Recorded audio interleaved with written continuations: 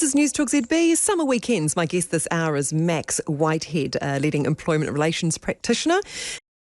Joining us now, Max, is Oliver. Hi, Oliver. Are employers obliged to give a bad reference when you ask them to give you a reference when you're leaving?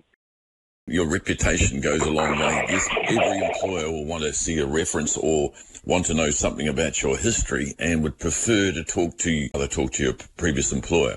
Now, what's the obligation? One thing that most people don't realise, under the Privacy Act, employers are unable to provide a reference for you to anybody unless you give them permission. You could, Oliver, instruct your previous employer, I don't want you talking to anyone rings up about me, I don't want you passing on any information about that at all. And they have no rights to pass on any information about you unless you've given that permission. Now, the other thing is, there's nothing in law that says they have to provide a reference of any sort, and they don't have to provide a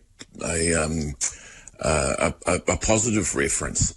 Now, it hasn't happened in New Zealand yet, but it has happened overseas, where a employer failed to provide an honest reference. So what he did, he notified when he was rung up by another employer saying, we're going to engage this person, what was your experience with them? He gave them a very glowing reference, and it turned out it was complete rubbish.